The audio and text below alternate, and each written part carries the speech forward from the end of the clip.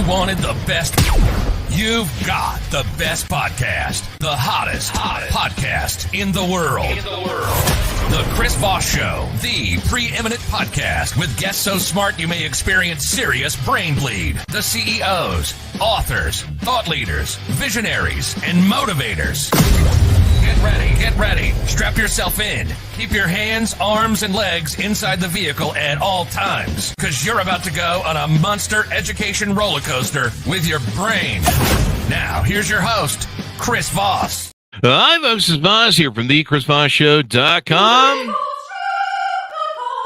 There she is, coming in strong, the Iron Lady. We certainly appreciate her there on the Chris Voss Show, bringing us the Chris Voss Show live to all of our listeners out there and all that good stuff. As always, folks, it's the holiday season, so make sure you give the gift of giving to inspire people, motivate people, and all that good stuff. Share the show. Tell people to go to goodreads.com/Chris Voss, linkedin.com/Chris Voss, youtube.com/Chris Voss.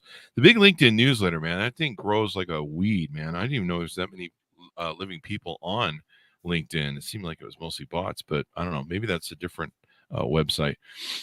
You can go to the 130,000 LinkedIn group, Chris Voss, Facebook.com, and Chris Voss 1 on the Tickety Talkety.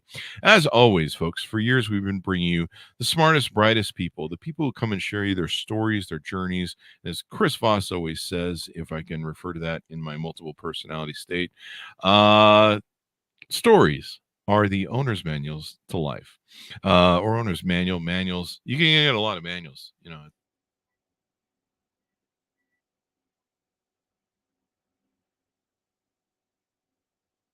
The U.S. ambassadors, astronauts, TV Pulitzer Prize winners, you name it. The list of people that we bring you is just outstanding, motivated, everything else. We bring you another gentleman today. John Lawyer joins us on the show. He's a spiritual guide and seeker, and he's also a universalist. We'll find out what that means. He's going to be talking to us about his journey from desert combat zones to a battle within himself. John Lawyer transformed from a soldier to a spiritual seeker. He acts as one of the several guides for Kishar, a nonprofit online spiritual community for people to share their journey and explore their own unique spiritual path. John is an omnist and believes in the validity of great human thought from around the world and across time. He offers individuals spiritual coaching and guidances as part of the Kishar spiritual community. Welcome to the show, John. How are you? I'm doing great, Chris. How about you? There you go. And do I have the pronunciation there rightly of Kishar? We call it Kishar, but Kishar. There we go. Kishar. I like that. So give us your .coms. Where can people find out about you on the interwebs? Sure. We're at kishar.org. It's KISHAR.org. And all of our socials are linked there. Our YouTube channel's linked there. And all of our entrances to our spiritual community are there. There you go. So what is Kishar, and what do you teach over there? Yeah, we're an online nonprofit spiritual community, and we're essentially come one, come all, come as you are. We think that people can practice whatever spiritual belief or faith they have, or religion. It doesn't matter. We could probably have better conversations if we all talk to each other, ask questions, find better answers, and see what it's all about, and know that the universe is always changing, and that's kind of what we're all about. You mean we have to talk to each other? It's a crazy concept, right? Yeah, having a conversation. I have to put my phone down and actually have a conversation with another person.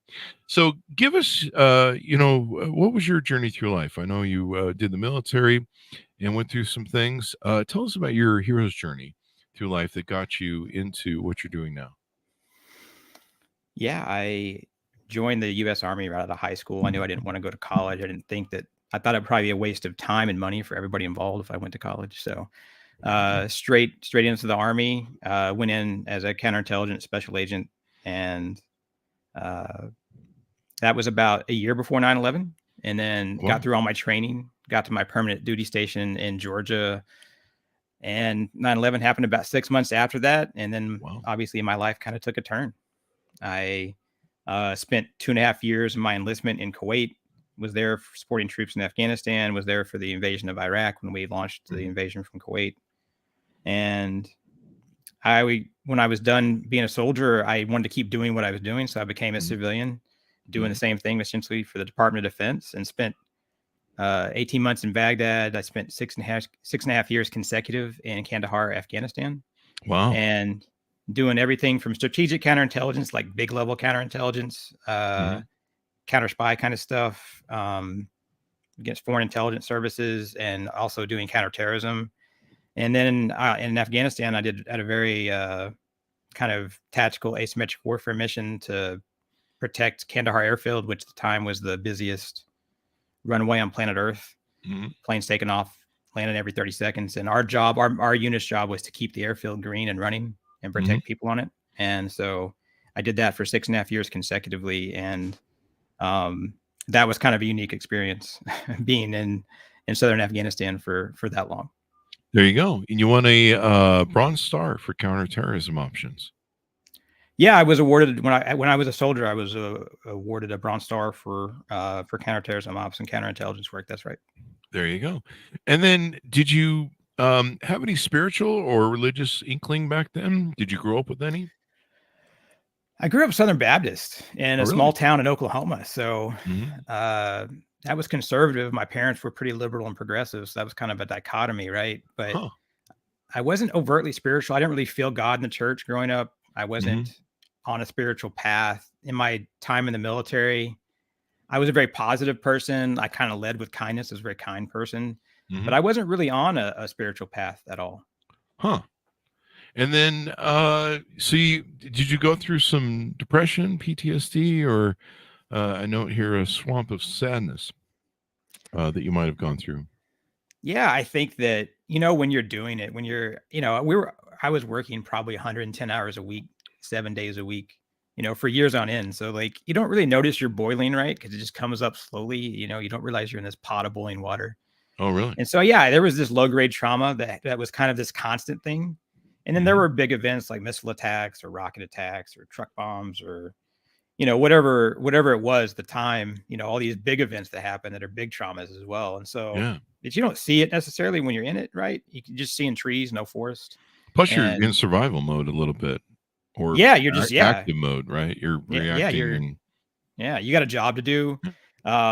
You feel it's important. I was really dedicated to my job. I believed in what I was doing. Mhm. I have a lot of questions about that now, obviously. Mhm. And when I came home, having spent 12 years in the desert out of 15 years, my first 15 years of my adult life, yeah, I was pretty busted. I was hurt. And Mhm. when I came home, I had no identity. I didn't really know who I was outside of this big giant military industrial complex machine that had been my life, right? So yeah, I Mhm. had a lot of healing to do, and I didn't even really know where to start. Wow.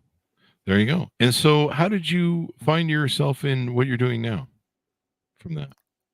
It took me about 7 years to kind of take time to heal and figure things out. And then about a little over 2 years ago, I had a intense moment of clarity, understanding. Someone called it an awakening. There's a lot of words for it, where I just kind of felt a oneness with the universe, with people and nature around me, with everything. And I felt like we're all saying very similar things and we should all be getting along Mhm. better.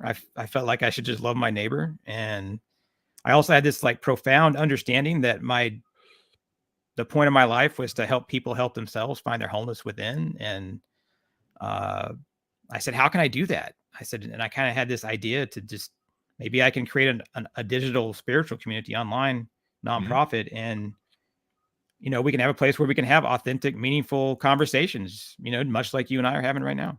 There you go. So, you have, and it's Kishar, your website.org. How do you, I see choose a plan on here, a mission. Tell us how this works. Yeah, so we have a monthly subscription. You can try it out for free. And when you do pay your subscription, everything goes back into the community. We don't take salaries or anything like that. Wow. And so you pick a plan that kind of matches with you. We also offer individual guidance and coaching for people to, kind of know that wholeness within. Maybe they're looking to be more calm and centered in their professional life or whatever it may be. I think we can all probably use a little more calm and peace and spiritual focus in our life and help center us. And so that's what the website's all about. It explains who we are, what we do, what we're all about. It kind of talks about our journey and how we got there. And that's kind of the entry point for it. There you go. So is it a specific religion or spiritual nature? I mean, if I'm Mormon, can I join? How does it work that way? Anybody can join, any religion, any spiritual philosophy, Okay. atheist. You described me earlier as an omnist. That's how I describe myself, a universalist. And what does that mean? Yeah, that basically means that I believe in the validity of pretty much all religions, all philosophies, all spiritual traditions. Like, I don't practice all of them. That would be impossible. Yeah, that would be a bit much. And a bit confusing, but I in believe in them all. A lot of tithing too, and a lot of a lot of money is spent everywhere, right? Yeah, it's very anti-dogmatic. It's very get rid of the dogma, throw out the ecclesiastical BS, and just be yourself. Believe what resonates with you, because we all walk our individual, unique path. Yeah. And then within that, obviously, I believe in the validity of all this stuff, but I have my own beliefs. I resonate strongly with Hinduism. I believe in the balance of the Tao and Taoism. And I think there's some pretty great indigenous spiritual constructs, and there's some Native American beliefs that resonate closely with me. I don't practice that religion. It probably wouldn't be proper even, but I can incorporate that into my own spiritual path. And I think that, spirituality is, like I said, is so different for everyone. Let's find out what works for me, what works for you. Let's talk about it. Let's have that discussion. There you go. I'm a big believer in Dow too, the Dow Jones. Oh, I had to get that joke in there. It's lame, but it sounded fun. I like it. There you go. So it's basically a spiritual community where people can come together, connect, expand their spiritual horizons, find stability in day-to-day work. And how do you, if you're bringing lots of different religions into a community, how are you, maintaining that and moderating that? Because, I've seen what that looks like sometimes, where it can get a little out of hand, where people start pushing their agendas on other people. I find that most people that are open to a community like this are pretty open-minded anyway. And I think in this digital age, I think people are understanding they can have a belief system that they believe in or were raised with, or that resonates with them. And they can see that there's other things out there that are very similar to it. So we don't tend to get many people that are tied to the rules and dogma of their religion, bringing it with them. It doesn't happen that often. And if it does, it's just polite, a polite, hey, don't, just kind of play nice, let's, and there's, I think that it takes a lot to say, I'm going to go be part of an open mind community. Most people that do that are, and that's one reason that it's a nonprofit, but we still have a monthly subscription, because I think that also means you've got buy-in to it. You're not there to troll, or you're not there to make noise. You're there to make a difference for yourself, probably. There you go. And so it sounds like people that are kind of still open-minded, seeking, improving, trying to learn more about everything. I'm an atheist. I learned a long time ago, or I decided a long time ago, maybe it was that, life is tough, and the universe is a survival game. That's really what it is. It's survival of the fittest. And if you haven't seen Animal Kingdom lately, go watch it.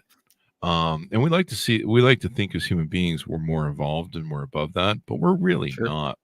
We're biologically programmed, designed to breed and propagate the species. Everything we're designed to do is to facilitate, that, making sure that it survives or not. We seem to be doing good at that too. We can drop a nuke and just call it a day, and Mother Earth will be like, those idiots. But she'll at least be rid of us. So I kind of determined that, hey man, life is hard, it's challenging, it's tough, it's scary. People have to square the, what happens after you die sort of thing, and why are we here?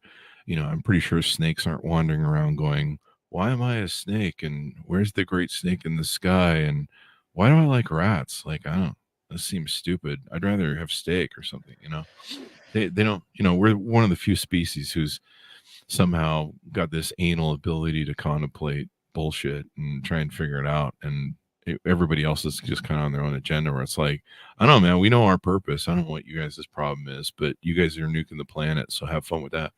But, I just kind of realized people need to get through life with whatever sort of log they need to hold on to. But, understanding the universe, understanding what goes on, some people go, well, you're an atheist, so you're not spiritual. I'm not. And I'm like, I drink lots of spirits on Friday night. I don't know what the hell you're talking about, but that's a joke, people. But so what is the difference between spirituality, art, science, philosophy, religion, and self-help? Yeah, well, I love that you asked that question then, because I was actually based on your conversation just then. Like I think that's an appropriate place to go. I'm good at the I think that there are. Yeah, exactly. Yeah, you're good at it. I've done this once or twice. Yeah, you've been doing this a while. Yeah. I think they're all the same thing, Chris. I don't think there's a difference. I don't think there's a millimeter difference between any of those. Really? Okay. So they're all the same? I think that people who are studying philosophy, science, art, religion, and spirituality, I think they're all informative of one another. They're all very much almost circular Venn diagram. And I think that one of my favorite things to talk about when I talk about that is I'll talk about Max Planck. And, quantum physics is so hot right now. It's everywhere, right? But, Max Planck was the father of quantum physics. And he has a quote. I forget the exact quote, but I'll kind of paraphrase it, where he says, science knows that consciousness exists. It kind of acknowledges that. But science can't get behind consciousness. But everything that they see in quantum physics and science is that consciousness exists and that matter, our existence, probably sits on top of some type of consciousness. And so I think from a scientific perspective, we can keep studying that. And if we're studying it from a scientific perspective, trying to figure it out, then study it from a philosophical perspective, from metaphysical, from a spiritual perspective. Because, if you look at the advancements that we've had in science, I mean, I was reading a Cambridge book the other day on some woman who was a 17th century philosopher. In the intro, these two Cambridge professors were talking about how the occult and metaphysics and alchemy and all that led to scientific advancements. All this stuff plays off each other. And so I don't know that spirituality is just spirituality. I don't know that spirituality and what I believe as far as being centered in the universe and this oneness with everything, that could just be physics, right? Like I don't know. There's a math to the universe. So it's a language, right? There seems to be some sort of, tying theme there. Symmetry, right? Yeah. Or, it seems to, I don't know, it has some sort of consistency to my understanding. I'm not a scientist, clearly, folks, so don't start a cult. Me either. Yeah, there you go. Well, you started one, but I'm just kidding. It's not a cult. It's a community. I'll take that. That's okay. As long as you don't serve Kool-Aid, we're all good. We actually bring your own beverage. We had a guy on the show actually a month or so ago. Really nice guy. He wrote a book, and his family had almost gone to Jonestown, and he had his mother had a big breakup with the Jonestown preacher, so they didn't go. But he lost, I think it was 37 or 42 relatives to the Jonestown thing. So jokes about Cole aside. But people need something to believe in. I think they need to I get that moral thing that people throw at people who are atheists like myself, and they'd be like, well, you don't have anything to believe in, so you're just probably out murdering, raping, and killing all day long. And well, I am. I still have a core principle. I still have a core principle of who I kill. No, I'm just kidding. But they, what is it? Do unto others as you should do unto them. Golden rule. I've read the Bible. Yeah. There are lots of great points in the Bible. I've read a few other good tomes. There are lots of good advice in all those tomes. Yeah, I mean, I did a YouTube video just the other day on the golden rule across all the different religion and spiritual and philosophical constructs. It's pretty interesting, actually. But yeah, I would say that if I had to say one thing to people, and like as far as this part of our conversation goes, I would say if you're gonna believe anything, believe in yourself. Like There you go. believe in, like, love yourself. Take the best thing Mhm. we can do, the least selfish thing that we can do in this world, in this universe, is love ourselves first, take care of ourselves. Because if we don't do that, we're not good to anyone else. We're not That's good true. to the world around us. We're definitely not good to ourselves. And so love yourself, believe in yourself. Like from my perspective, I don't believe in some like anthropomorphic God, like some humanoid God. Like I just think we're just the universe. Not something. I just think we are the universe. Like whatever the universe is, I think we are that. Mhm. And I am God, you're God. We're all that. Like we're Ah, all connected. And cool. so like love yourself, respect yourself, and believe in yourself. That's my message. If I Mm. had to like boil it down. There you go. So when people they come into your community, how do they interact? Do you guys have like events and Yeah. get-togethers? How does your community work? I see it's built on the mighty. What is it called? Mighty Networks platform. The Yeah. Mighty Networks platform. So there's an app that people can utilize. People love apps. They love apps. Yeah. It Yeah. can be used on desktop web, or you can use it on mobile app. And Mhm. basically, we have daily daily meditations. We have weekly Zoom calls where we have spiritual roundtable conversations and just have conversations and discussions like this. Mhm. And we also have journaling prompts. We have daily like just discussions like, hey, let's talk about this. What does this mean to Mhm. you? Like, and we'll just have conversations. And it's a place where it's not Instagram, it's not Facebook, it's kind of walled off, right? So you've got this more like intentional community. Mhm. And so, yeah, we've got weekly events, we've got daily things that we do, and it's just a space for someone to kind of be more centered and grounded. And for me, we're not all going to go live in the Himalayas and chant Om and live in a monastery, right? So, Why not? I mean, you can. Most of us aren't, right? We're going to live in the Sure. real world. Sure. So in knowing that, like, we also really focus on lifestyle stuff. How are you sleeping? How Mhm. you eating? What's your Ah. nutrition like? Like that lifestyle overall wellness is a huge part, in my opinion, in our community's opinion, of spiritual. Because like you can't really be a spiritual being if you're not centered and grounded and take care of yourself. Yeah. Like, is your house clean? Is your car clean? Is your workspace clean? Like, are you living this? Or are you disorganized and living in chaos? Like, what's going to happen when that happens? You're going to live chaos, right? So There you go. You that sound like it's a lifestyle part bad is thing. part. No, it's Huh. okay. I mean, I'm supposed to clean? What? yeah, right. I'm a So single guy. it's also very much an overall, let's live in the real world and have wellness and health, and that's a huge part of it as well. Mhm. There you go. So this is really interesting. People can commune with each other. Do you guys do Zoom calls or anything, or is it mostly Mhm. Yeah, so it's you Zoom. do that? And so people can explore, maybe, maybe they find something else they want to believe in, or kind of expand their knowledge, discussion, all that sort of good stuff. I think it's do you feel like we're living in a world now where I don't want to say like we're some sort of god. I don't want to go on a preacher rant. We're godless, dead nation with no spirituality. Do you find that? Do you think that we're lacking a lot of spirituality? I mean, we don't want to lean on a certain religion here, but people just being spiritual within themselves, or feeling like they have a purpose, or feeling like they have meaning. I think that as a society, I call this thing, there's this like stream of unconsciousness, right? Where we're told to do this, we're told to do that. Hmm. We're told what we should be by our parents, our teachers, our coworkers. We're told all this Hmm. stuff, right? Hmm. I think what it is, Chris, is, yeah, I think there's a lack sometimes of stepping outside that stream of unconscious and thinking, who am I? What am I? What Hmm. do I believe? What are my values? What am I centered on? And Hmm. I think that yeah, I think there's a lack of that sometimes. And I think that it's just a matter of being more aware of that. So I think that's an incredibly important observation. I also want to caveat that with, I have great Hmm. hope in humanity. I have great hope in where we're going. Hmm. I think that our mind and ego have kept us alive for thousands of years. Hmm. And in doing so, they have a tendency to focus on stuff that can hurt us or harm us. So they tend to Yeah. focus on the negative, and we tend to let it happen. So if we're not aware and intentional about how we're listening to our mind and ego, it's just going to tell us all this negative stuff. Yeah. So we have to be really careful about, and you see that in the news, you see that in social media. So you have to be aware of what you're consuming, because you're already prone to think that the world is going to hell in a handbasket. You know? The world is going to hell in a handbasket.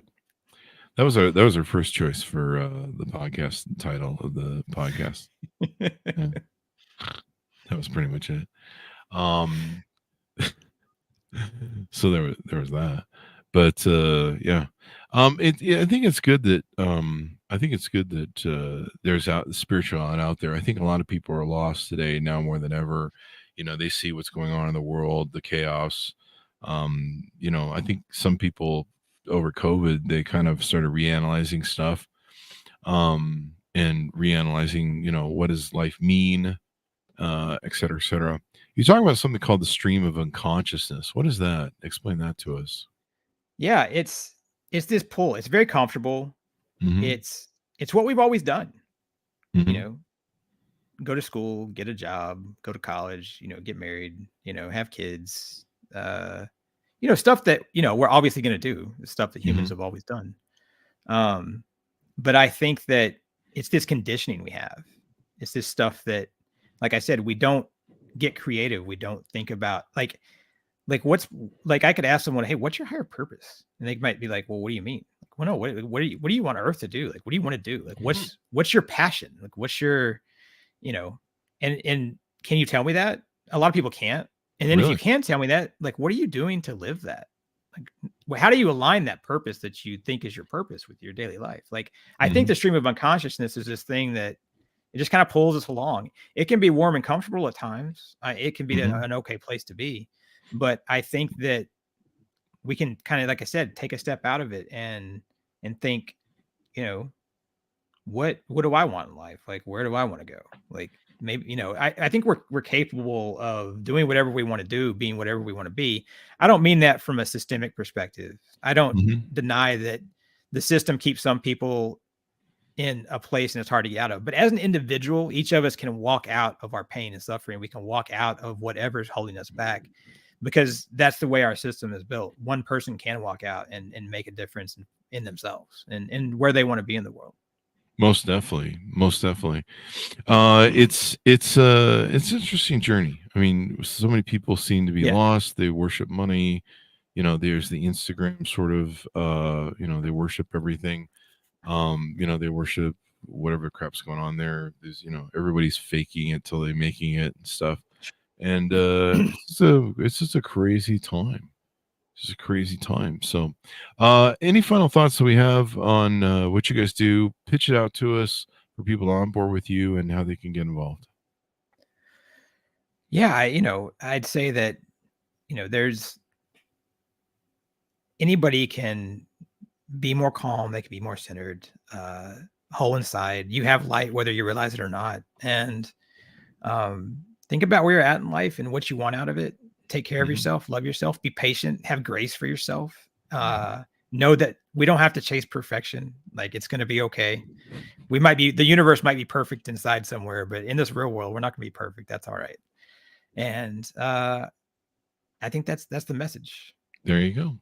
And you can join a great community online for spiritual community. And we probably need more focus on that. You know, I do a thing every Sunday where I do Gratitude Sunday, and most of the day is designed towards appreciating what I have, organizing my archives. I go out to have a good dinner every Sunday to just celebrate myself and also just kind of reward myself for getting through the last weekend. And it's kind of a calm before the storm thing, because, you know, Monday turns into Monday and you got the week. And so it's kind of like a final, it's a last meal. It's a calm before the storm, but the Sunday is usually a day for me to get into state where I can be grateful for everything. I can relax. It's a day of rest, which is ironic because I'm not religious, right?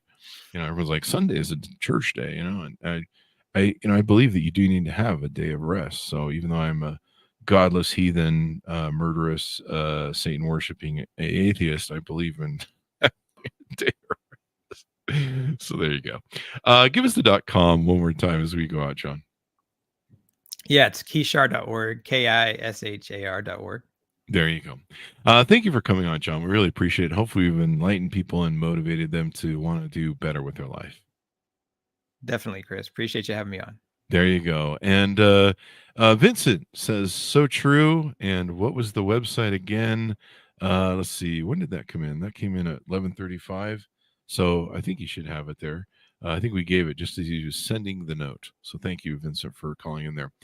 Thanks, guys, for tuning in. Go to goodreads.com/Chris Voss, LinkedIn.com/Chris Voss, YouTube.com/Chris Voss, Chris Voss, one of the TikTok, and Chris Voss, Facebook.com. Thanks for being here. We'll see you guys next time.